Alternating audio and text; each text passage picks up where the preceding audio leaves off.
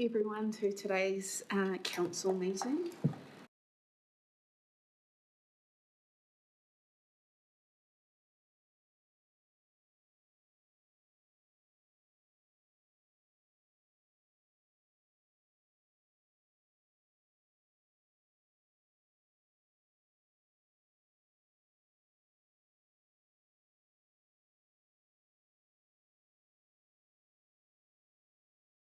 Today, councillors, members, special guests, and also our staff. Today we have quite an important agenda to get through. In particular, I'd like us to move the Whirinaki flood mitigation item to the front of the decision items, given we have Tony Clifford join us. Thank you, Tony, for being here. And if that's okay with councillors, that we do that. Absolutely. Yep. Sure. Thank you. I will move on to housekeeping. This meeting is being live streamed on the council's Facebook page and recorded for viewing at a later date on our YouTube channel. In the event of an earthquake, drop, cover and hold if the shaking is long or strong. When shaking subsides, leave the building through the nearest exit and proceed immediately towards Napier Hill along Dalton Street to Tiffin Park, continuing up the steps to Cameron Road. In the event of evacuation, if any emergency alarm sounds, immediately evacuate the building through the nearest exit and proceed to the assembly area on the grass at the corner of Dalton and Voltaire Streets. Emergency exits are clearly signposted. Toilets are located down the hallway outside the chamber entrance. We move on to apologies. I have apologies from Councillor Hawke and Mike Paku. Can I have a mover for those, please? Councillor Sears, Councillor Van Beek. All those agree say aye. Aye. Those against, carried. Thank you. Are there any conflict of interest declarations to be made in any of today's items? There are none, thank you. We move on to the confirmation of the 18th of December meeting minutes. If there are no corrections to be made, can I please have a mover and a seconder to approve the true record? Thank you, Councillor Harding and Councillor Williams. All those agree say aye. Aye. Aye. All those against, carried. Chair, I was wishing to comment on one of the aspects of the minutes. It's not a correction, but I just really wish to highlight the importance of ensuring everyone understands that the trigger levels that would be progressed on a pilot basis with certain communities must be developed in consultation with the communities affected. I made that point quite strongly at that meeting, and there was a weighting, I think, to civil defence, FENS and police. But it's absolutely critical that the communities that are going to be operating those protocols are involved from the ground floor in designing them and as such on board with their implementation. Thank you. Can that please be noted? I don't need that to be noted any more than having said it in the meeting, just to reiterate the importance of that point. Thank you. And it was on that basis that I moved those minutes. Thank you. Call for minor items. Yes. Got two. Yes. So one of them is called unintended consequences. Yes. The other one is category 3.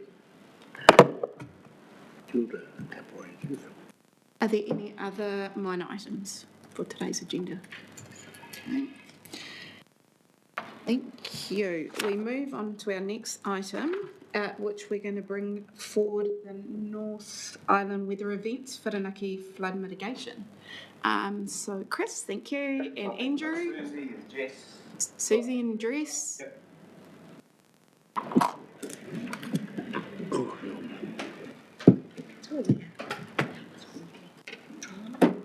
Chair, there is one other procedural issue I just wish to raise. Yes. Public forum has no speakers. Yes. My understanding is that there have been people who've wanted to present, Yes. including around the implications of category 3. Yes. Personally, I think it's disappointing that we haven't left an open door to that. I think I'll reply to that in a sec. Yes. Yeah, sure. I mean, the basis of my point is twofold. One, our statutory obligation to ensure that we understand the views of our affected communities around all decision making.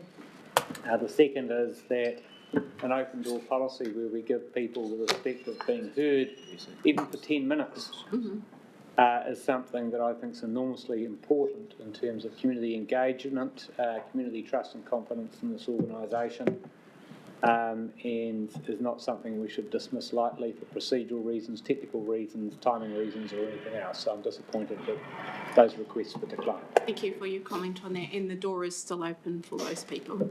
So thank you. That's great to hear. Thank you. Thank you. Thank you. Right, who would like to lead this item?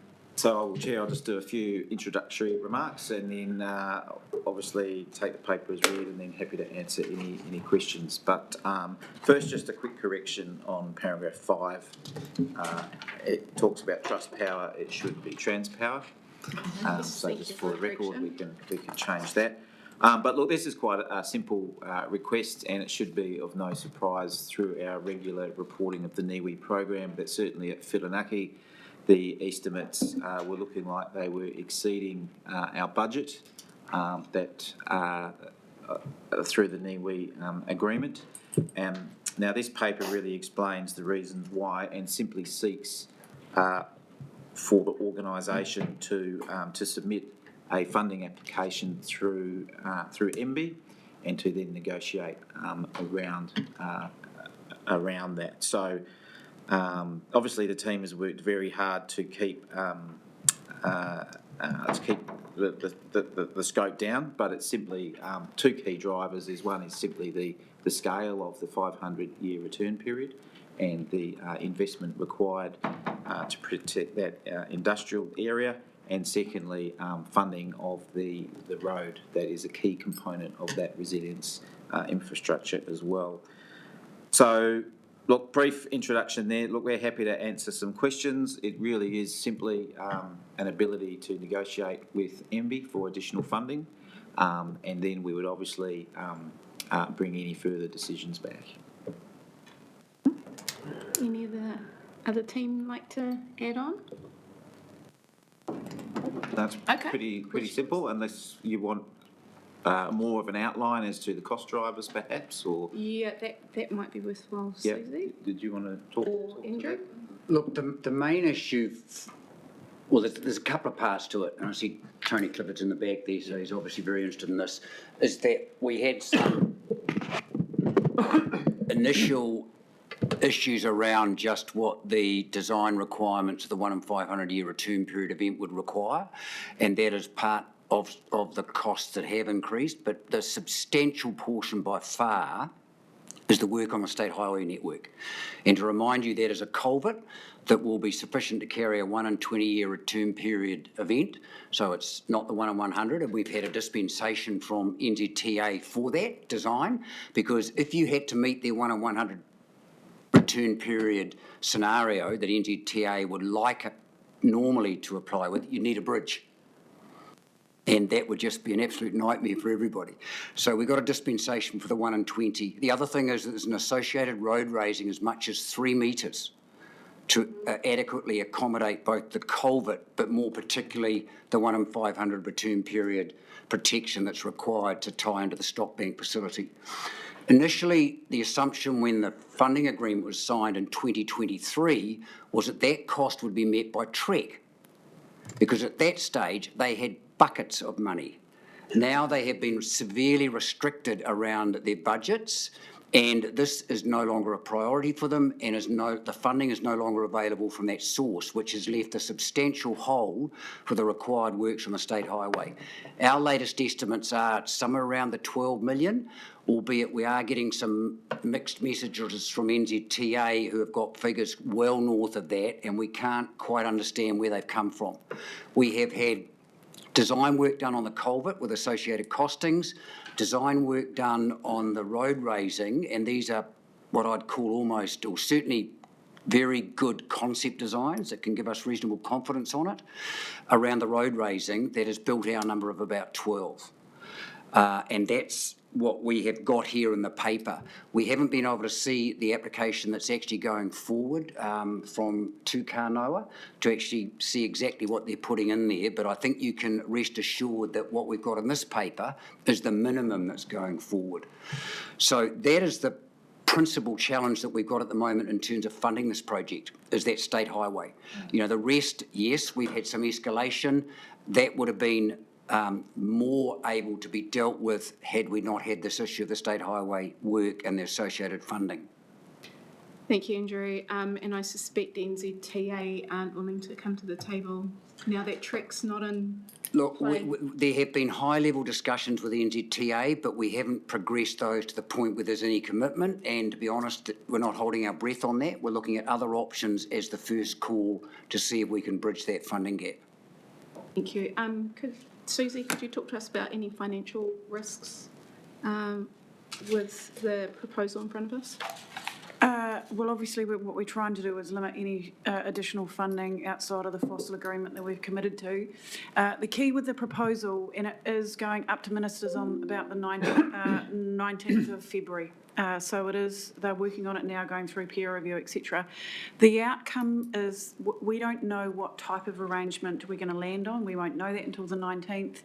It is likely, I've spoken to you before, they don't, central government are moving away from grants. They want more commercial type terms on them. I suspect we'll get some form of concessionary loan at possibly deferred payments, possibly lower rate for, interest rates. We just don't know. MB haven't shared that with us at the moment. But whatever we do, we're trying to limit any financial risk outside of that $11 million initially that's been granted for Whanake through fossil. Okay, thank you. Tanya, then Martin and Zen. Thank you. Kia ora, Tanya. Kia ora, ngā mihi o te tau hau Pākehā, kia koutou katoa. I had two questions, if I may. The first one is around what, if any, contribution is made by PAMPAC, because when we talk about the industrial area at Whirinaki, I'm assuming that's who we're talking about.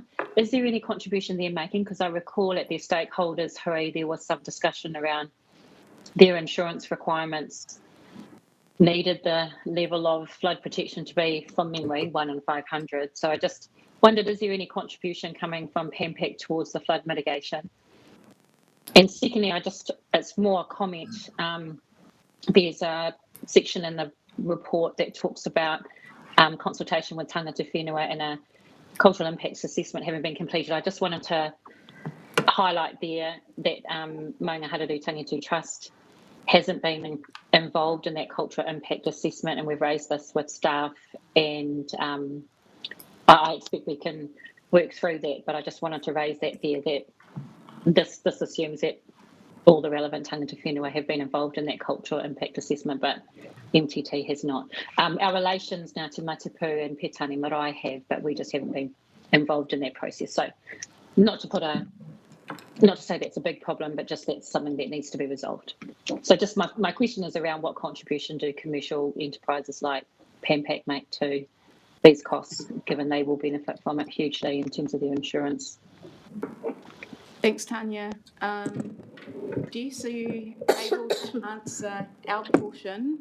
And I'm not sure if Tony's in a position, but if you'd like, would you like to come up the front and add on anything that our team has to answer with? Are you comfortable with that, Tony? Yeah, sure. Thank you. So as a first part of the answer, Tanya, the HBRC funding of 2.7 million is funded through rates, and that currently that area, the main rate payer, or the majority, is PAMPAC. So there's a significant contribution coming through that. There's also been significant work that the PAMPAC team have done in order to get this project underway around the various requirements as well for the flood protection for the industrial areas. And there's also arrangements being negotiated around land access requirements as well with PAMPAC. Thank you. Would you Kia ora, like Tony. any more, Tony? Oh, no, I appreciate those comments. I guess the key thing is, obviously, we put a significant amount of time, resource, and, we did fund all the original communication and technical focus group costs. Original coastal and river engineering designs was all funded by PAMPAC with a little bit of support from Transpower and Contact Energy. But probably to answer Tanya's question most directly, probably our largest cash contribution is the donation of the land that's required. So we're basically gifting that, and it's in the order of $1 million. So originally that was part of the budget to pay to PANPAC as cash, and we've converted that to an easement title, which was the simplest way forward. We're also going to provide a significant amount of hard fill, potentially out of one of our nearby Gardner quarries for the project, so thereby reducing the project burden, especially for transport, but also, in terms of margin, basically giving that, contributing that on a cost basis to the project. We're not 100% sure yet how much of the volume we have available for, but it'd be quite considerable. Thank you for that answer. And we move on to the second question around the CIA.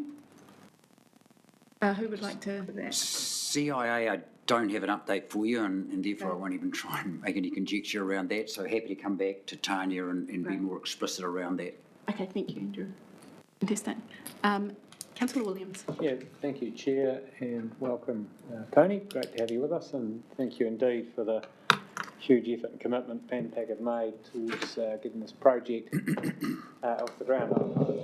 Nothing I'm saying in these questions, nothing I'm asking these questions should be taken as a suggestion that I'm anything but fully in support of both this project and the application being made, but I just want to understand a little bit more. Firstly, my travelling understanding prior to the Christmas break was that the Regional Council was supporting an application by PANPAC to come up with this shortfall in funding. We've now assumed the responsibility to put that application in ourselves. How did that conversation progress? How was that baton passed? Why? Is it to do with our role as a local authority or something? Chris? Well, Nick might be best to answer that. I think the application is going to go forward with both of our names on it, but ultimately we would be the organisation that holds the funds and then rates. So we've stayed really well connected. I think Tony and I and the team have met probably 2 or 3 times since then, and we're on a weekly meeting schedule from now until ministerial decisions. So we're staying really well aligned. So it's really ease of administration more than anything. Well, the reason I ask it is that the significance and policy assessment statement is that there would be no additional cost funded by HPRC would be required to complete the program. The reality is that unless we get a suspensory loan or a grant, 16 million of debt will be going on our books, right? And we'll need to figure out how to rate for that in addition to the rating for the 2.75, which in itself was a pretty complicated exercise in terms of benefits, burdens and all the rest of it, right? So this paper isn't asking for that decision. I think it's simply asking for us to negotiate and submit The application on the RIF. We are being very strong that really a grant is what suits us. Yes, and actually a commercial loan is not particularly helpful because we have access to LGFA. To LGFA. So they're the conversations that we're having, and ultimately if it does impact, well, we'll have to bring this back in any accord to understand what the final decision is and what any final impacts might be. So, but there are decision points ahead of us before we're actually locked into it. This does not say that we submit an application for a loan and it's a done deal. We'd need to come back because we'd be outside of our NIWE agreement obligations or commitments. All right, and just one last question, Chair. And I spoke to Andrew about this the other day, so hopefully he's ready for it. But I know there's been an element of frustration within PANPAC, I think, and the community perhaps, that $3.9 million has been spent on the project, and not a sod turn, so to speak. But can you just tell me what $3.9 million has been spent on? So there's 2 key parts to that. The first is cost incurred, which is 1.9 million, and then commitments that have been entered into, but that can, in some instances, be backed off. Should the worst happen and this project not proceed, of a further 2 million. So I think let's concentrate on the 1.9 for a start. That, as you would expect, entails a whole lot of cost categories. There's consenting sitting in there, there's feasibility and investigations, There is concept designs around the culvert and the stop banks and the road raising, which are quite substantial sums. There are some IPMO costs in there, and there's also project management costs that are hitting it. But we talked about this with Tony the other day, about the point being made by you, Martin, about the necessity. Yeah, and it actually covers all of our projects. It's not just a Whirinaki issue. And it's that, and I would say that with the time I've been involved in this, it's that fine line balance between continuing to do optioneering and responding to community concerns and making a decision at a point that this is what we're doing. And I think that with almost all projects, we're at the point where we need to say, this is now what we're doing, so that we can proceed to the next stage of preliminary and final design and procurement for construction works. Because the proportion of project costs that are getting burnt in these initial stages is high enough, and in some instances already too high. So I just want to make that point clear for not only Whirinaki, but all of the projects that we're dealing with.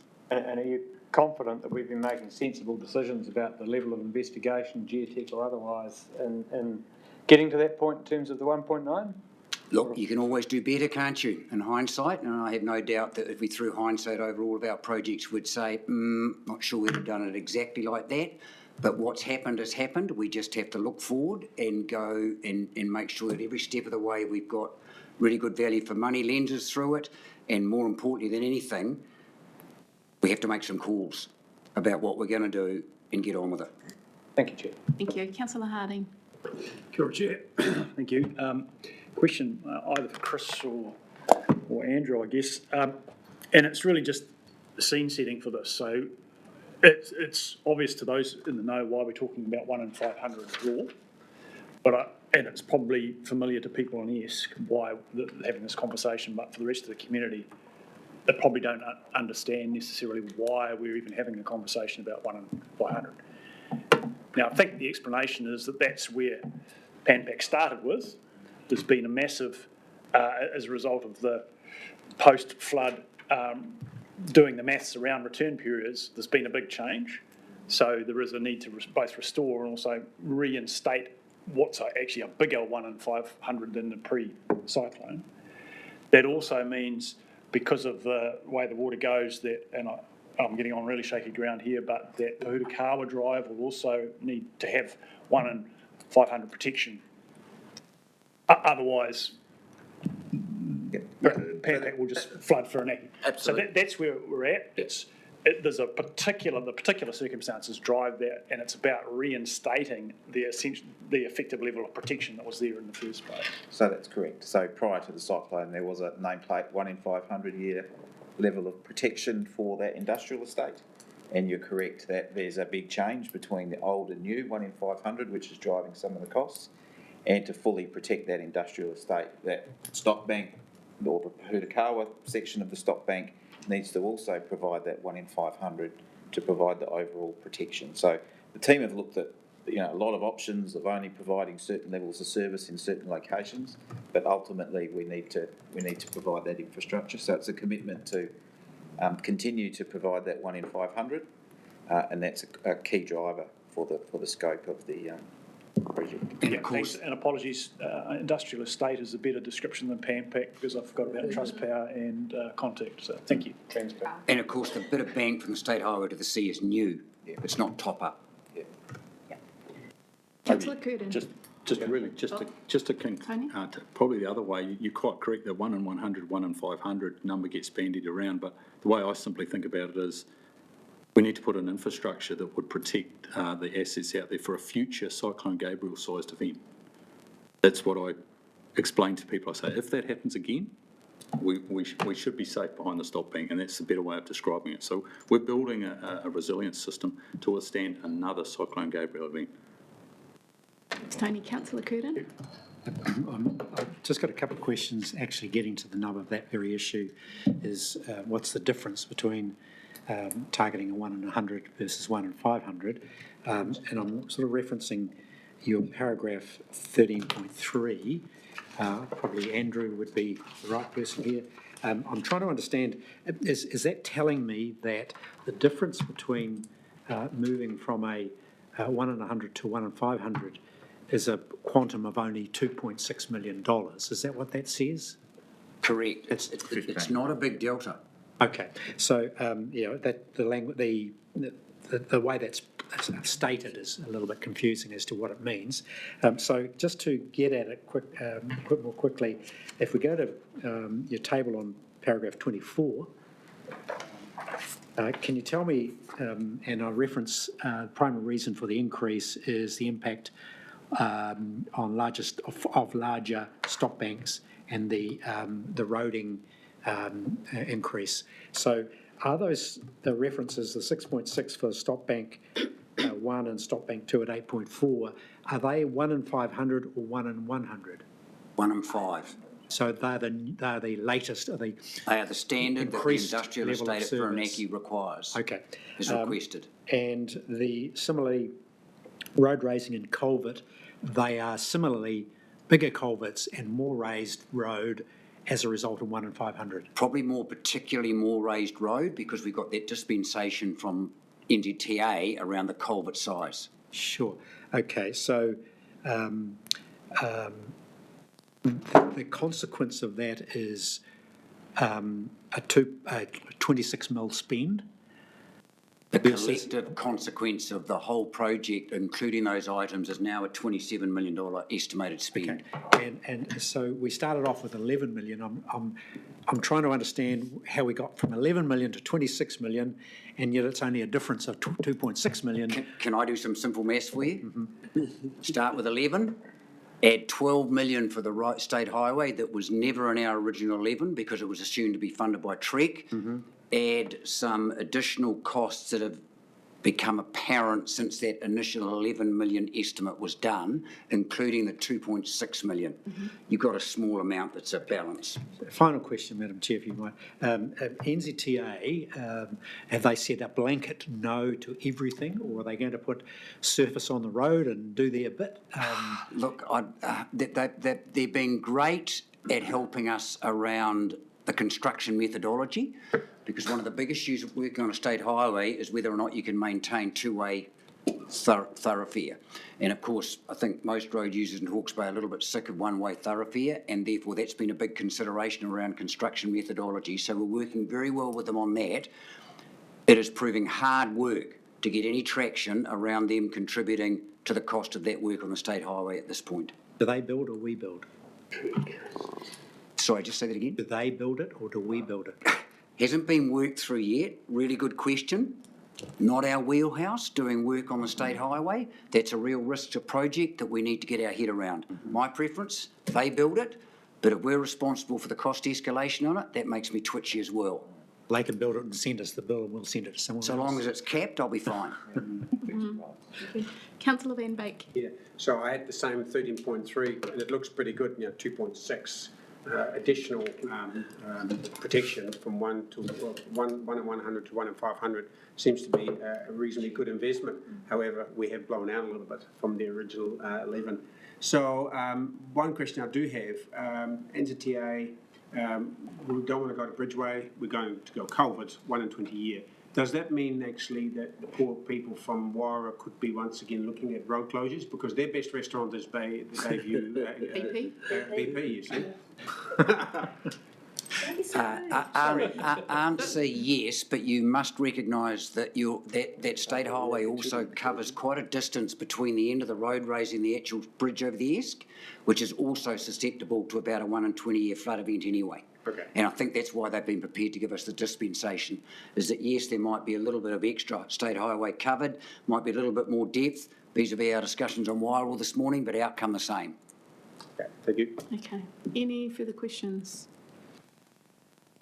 No, there aren't. If I can turn us to page 15, please, to the recommendations that essentially ask the council to endorse the application to MB and the Regional Infrastructure Fund for 15.9 million shortfall required to progress the Whirinaki North Island Weather Events project. So that is the main. Yes, Councillor William, you'd like to move? Yes, please. Yeah, and you happy to second, Councillor Sears?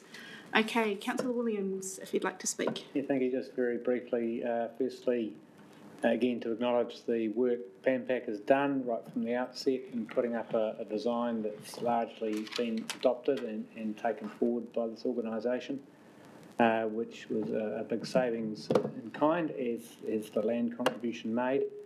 I think my understanding is that Mr. Clifford's, he quipped to me that he's been offered a car park under the beehive. He's been doing so much negotiation with Crown Ministers on this. But the reality is PANPAC in that industrial area is too big to fail. It's one of our biggest employers. It's got a huge reputation nationally and internationally. It's massive for Hawke's Bay. We cannot not do this. Is really the message I want to share. So if we can show some support by putting this Kanoa application in and then prudently monitor the implications for our ratepayers down the track, once we understand the fate of that application and the nature of the loan, I can't see any reason whatsoever why we wouldn't support these recommendations and move them accordingly.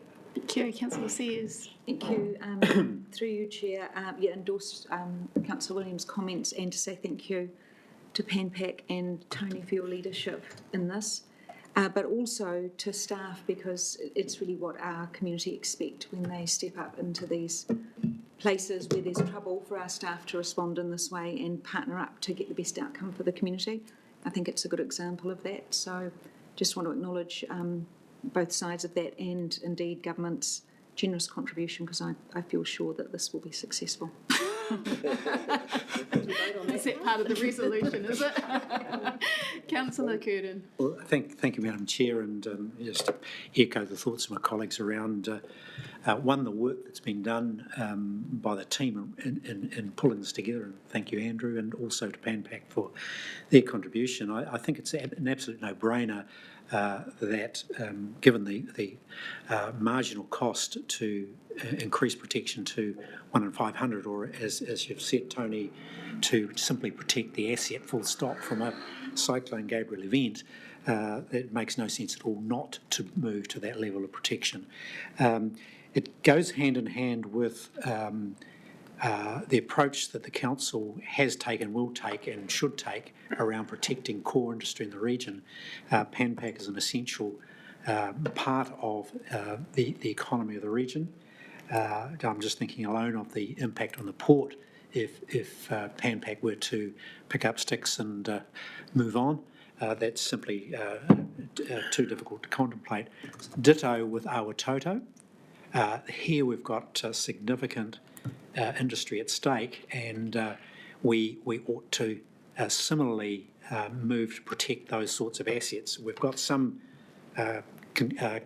current consideration of regional economic development. It's a two-edged sword, and one side of that is protecting those assets. If we don't protect those assets in that industry, then our entire economy is at stake. And I think people forget what a contribution this council makes in regard to protecting our industry, protecting our community, and protecting our livelihoods, that the big role we play in regional economic development. Here's another example of this council hoping or needing to step in and doing so to protect the region's economy. I can only support this recommendation, Madam Chair. Kerry, any further speakers?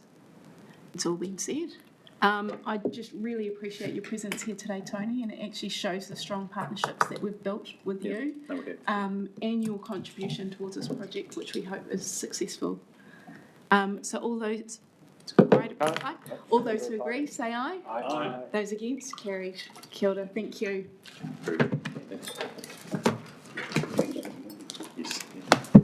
Team, we will move back on to the decision items, and of note 6, item 6 has been withdrawn, but we'll come back to council with some changes in February. Okay. Next up is item 8, the Clifton to Tangoil Coastal Hazard Strategy Implementation. Chris and Simon, kia ora. Simon will just come up. So for the Clifton to Tangoil coastal strategy, we had quite a busy year last year in terms of the joint committee effectively finishing their work and handing the baton, so to speak, to the Hawke's Bay Regional Council.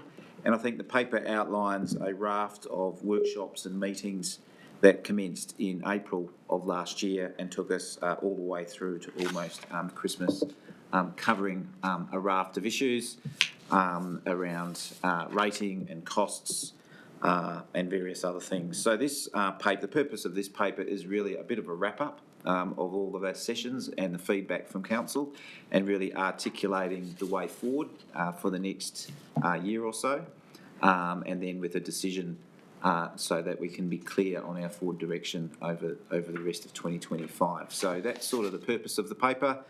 Covers that 12 months of history, and really just pass over to Simon to take you through some key points, certainly of the activities proposed in 2025, and then we're happy to answer any questions and take it from there. Thank you, Simon. Thank you, Chris. Kia ora, councillors. As mentioned, this is really nothing new for this table. We've been through this a few times now, so there should be no surprises in here. We last met with you in late November, and really this paper reflects the guidance we received from you in that workshop. As Chris noted, the Joint Committee has essentially finished their work. They concluded in mid-August with their recommendations to this council, and that's what stands in front of us. So there's a bit of a brief recap on what they recommended. They prepared a draft strategy for this council to consider. They recommended that this council work on a funding model to implement it, and they sought that this council then consulted with the community no later than March of this year to progress to next steps. As Chris mentioned, we then workshopped with this council through a couple of occasions through last year to land on the advice we received from this council and then picked up in this paper. And largely that is that we're not in a position right now to proceed as a joint committee had hoped through to formal consultation. They considered a couple of key things, mostly the significant cost that would come with implementation and how best to spread those amongst ratepayers. So with that in mind, this council asked us to consider an approach of engagement through this year. We workshopped that with you back in November, and that is summarised really through paragraphs 24 to about 25 and 6 around the recommended approach for next year. That revolves around a community reference group being established and a range of detailed conversations, particularly focused on those 4 communities, being Bayview, West Shore, Tiawonga and Homoana, where there are particular works proposed in the shorter term. So that's really the key points. Welcome any questions, Chair. Thank you. Questions? Just one question, so for public but also for ourselves. What, it's in the paper, but what is the redress for those on the coast where erosion is happening and remedies need to be put in place? Can you explain that to us, please? In the immediate term, you mean? Yeah. So I think under our coastal strategy, we have an agreement with each of the district councils that any of those issues can be progressed, but currently sit the responsibility of predominantly the district councils, with the exception of West Shore, where we have that renourishment. So certainly pushing out that formal public consultation does not mean there's no action in terms of some of those projects, and we know in Tiawonga, for example, Hastings are continuing to look at the solution in that particular location. So we'll continue to work together as a collective of councils, but it just means that the new proposed model is not formally in place.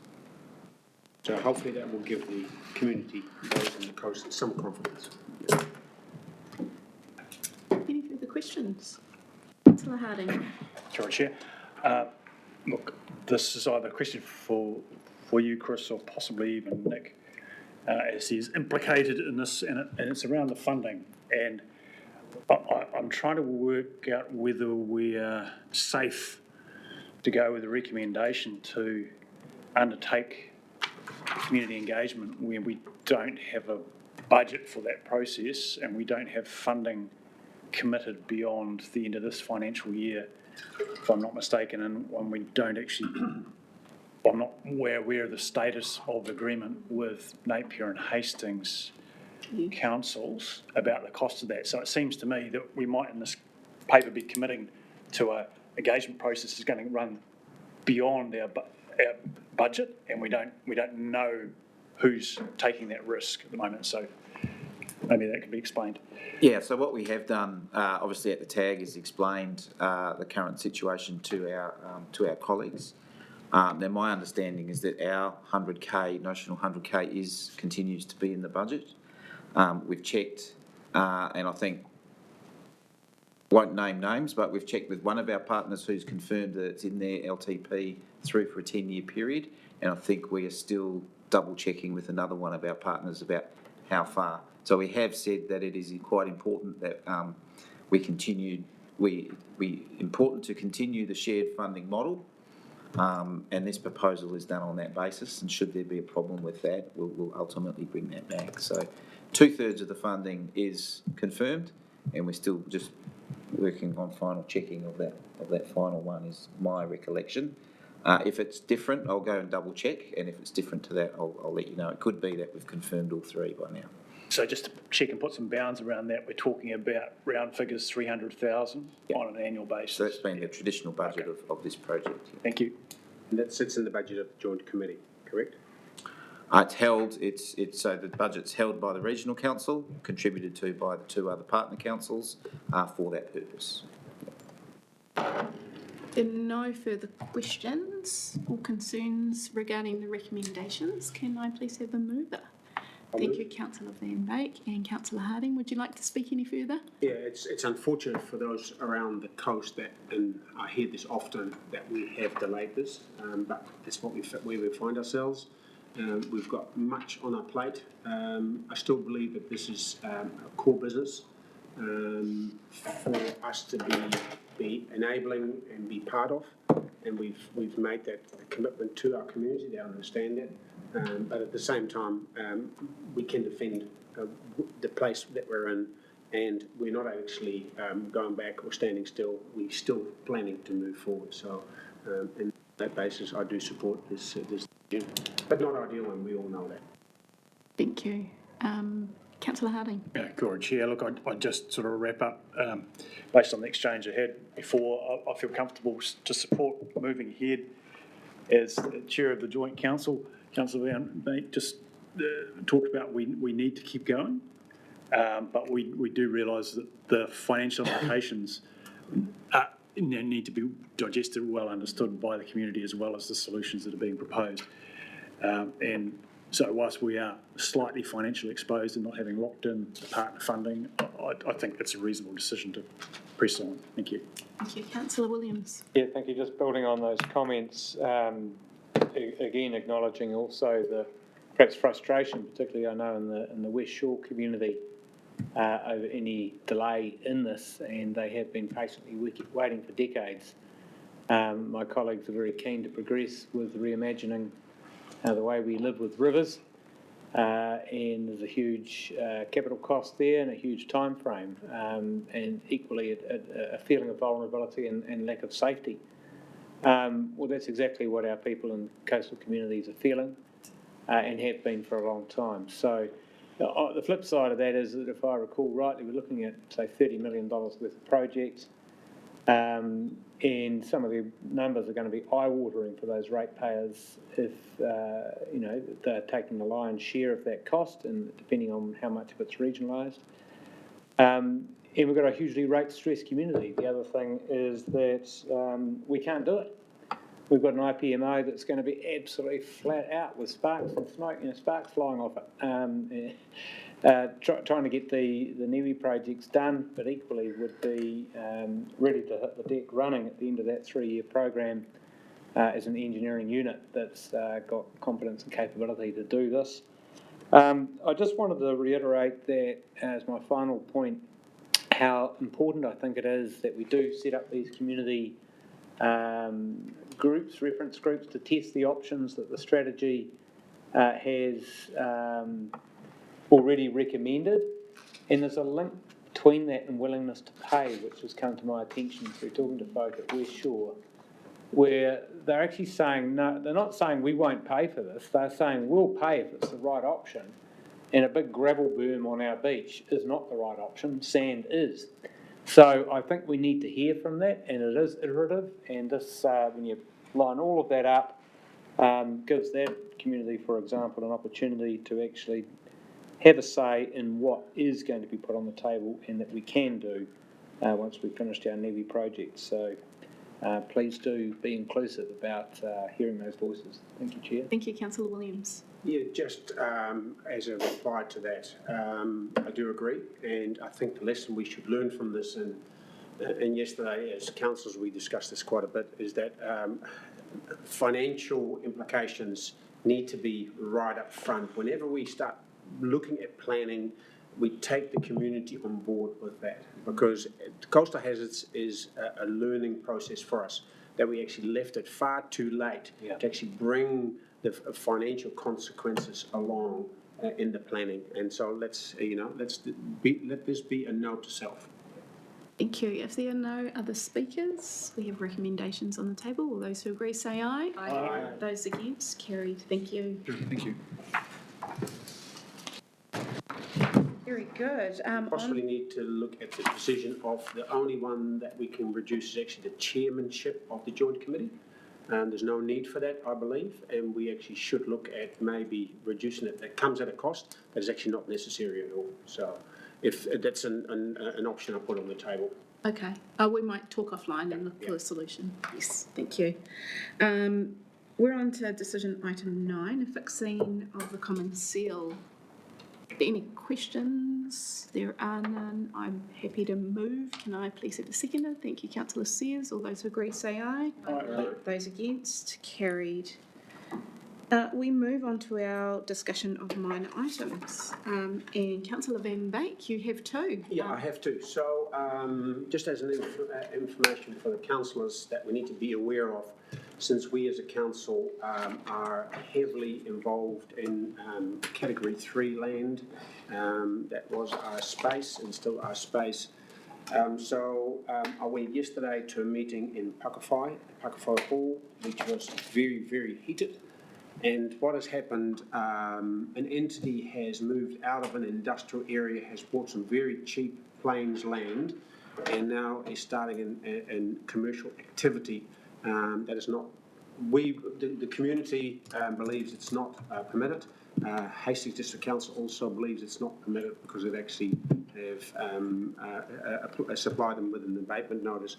But we just need to be aware of it, that these kind of things will happen, and I think our district plan will need to firm up in future what can be done in these areas where a major change has happened, where a community has been sort of ripped apart through flooding and then through a buyout process, and people have moved away and new people have moved in, and what kind of activities we can undertake there. So just be aware of it.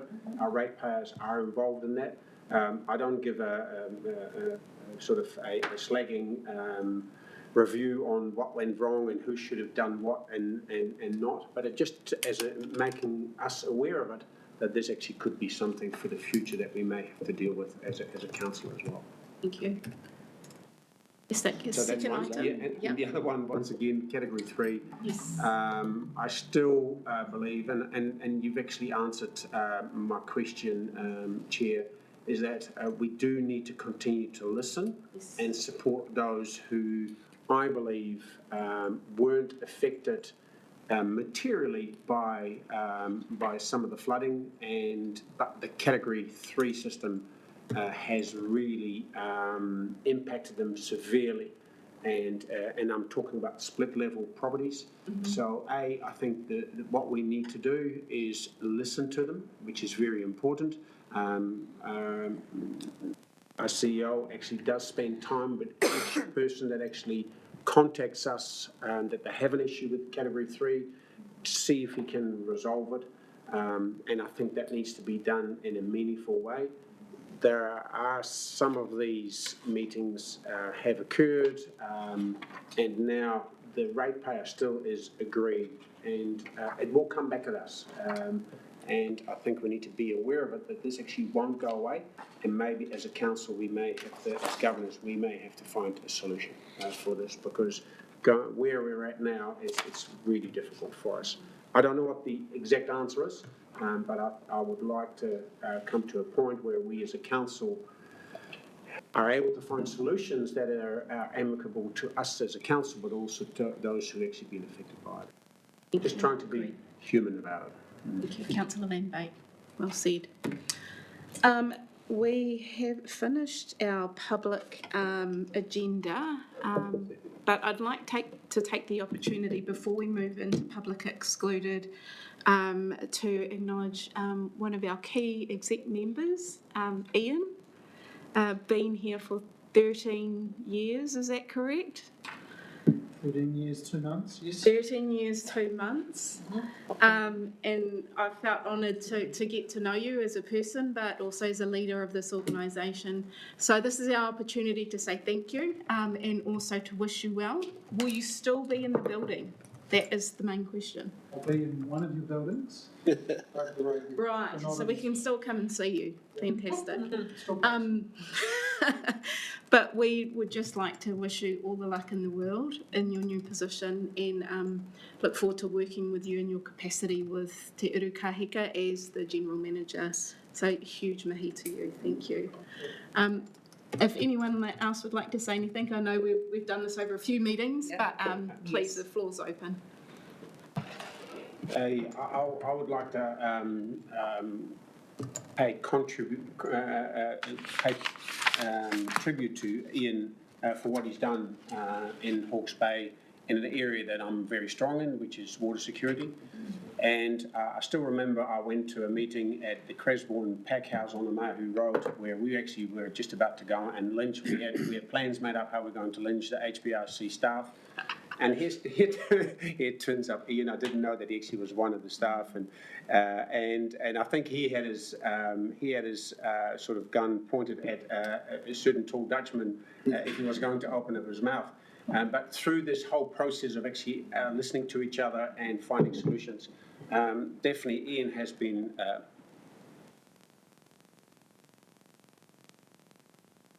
one of the fathers of the success of what we talked about yesterday, the work that Jock and Zan and myself are undertaking is only been possible of what Ian did for us in Twyford. So, thank you. Well done.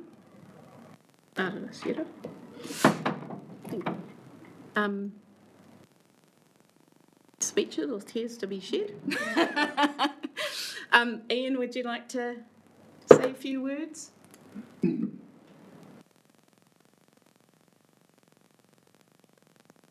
Thank you, Chair. Hadn't really anticipated doing that, but look, thank you for those kind words. And I know, yes, we've had a few farewells over the course of the past few months. I guess it's one of the joys of having an extended notice period. And yes, I am, whilst I'm leaving this whānau, I'm still staying in the wider sector whānau.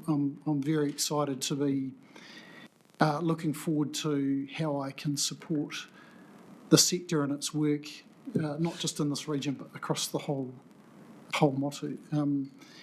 I've felt very honoured and privileged to work for this organisation. I know we've gone through some pretty challenging and tough times, but equally there's been some amazing work done by some incredible people. And the thing that I'm sure you all recognise is that the strength of this organisation is the people that walk through the doors and into the building every day. We don't produce bottles of fizzy drink or widgets, and we're not in the market for a product that we sell necessarily. And we do a job that is largely, in many cases, unknown and unseen. And a lot of that sort of stuff happens in my area, but is absolutely fundamental and core to supporting our communities, to keep them safe, to enable them to do the things they do in terms of running and operating businesses and live, work and play in the region. So it's been a real privilege. I've loved thoroughly my time here, and it was a real a great opportunity to come out of the background that I had and into this organisation, and I will absolutely remember and cherish those opportunities that have been provided to me that have allowed me to get to the point where I can leave the organisation and take my next steps, go somewhere else.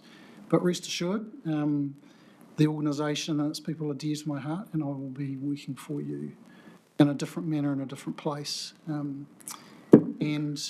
I'm very easily tempted with sausage roll and coffees. I'm literally just across the road, very happy to be a listening ear, offer a view. obviously not my job to do anymore, but I'll be keenly watching the great people that you have carry on the great work that you do. So good luck, best wishes for the future. Thank you, Ian. Fantastic.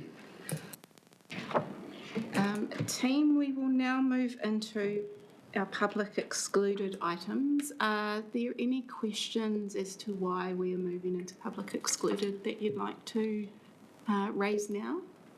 Would you like to explain, Chair, or perhaps Leanne, why we are doing that? Yes, thank you. Leanne, could you outline the reasons why we're moving into public excluded? Certainly. So for the reason for the confirmation of the minutes is because of the information that was discussed at that meeting was necessary to keep the council safe in its negotiations, basically, and present the details of that becoming known to people who might make the most of a situation they shouldn't be able to, and also some of it was legally privileged. The reasons for the Heritonga water storage are similar. Disclosure of information that could affect others' commercial positions in the world of business. Also, protecting yourselves and staff from unnecessary pressure that could come if people found out about certain elements of the detail, trying to pressure you either one way or the other into making a decision before considering all the information. Also, the commercial negotiations that we have to protect the ability for those to be carried out in a fair and unprejudiced way. Thank you, Leanne. Very good explanation. Right. Councillor Sears? Madam Chair, I'm happy to accept the reasons for public exclusion and happy to move the items, but I would like to make the comment that water storage projects have, by their nature and the history of Hawke's Bay Regional Council, carry a huge amount of concern and distrust within our community. So I would like to flag that I'm very keen to move as much as we can out of public excluded as quickly as we can in this project to ensure that the community is really clear about what we're doing and where we're going and is aware of the implications. Thank you. Very good. Can I please have a seconder? Councillor Harding? Thank you. Yeah, I'll just chip in and say that I'm kind of like-minded with Councillor Sears about the desirability of getting these conversations out into the public as soon as possible. Realistically, as with any major water storage initiative, ultimately it's the users that have to pay in order for these things to work, and overwhelmingly that is the irrigating community, not exclusively, but we need to get them on board, but we can't do that if the community doesn't have information. So we're moving with all speed and safety to move into the public. Mm-hmm. Thank you. No other speakers? All those who agree say aye. Aye. Those against, carried. Thank you. We're now in public excluded.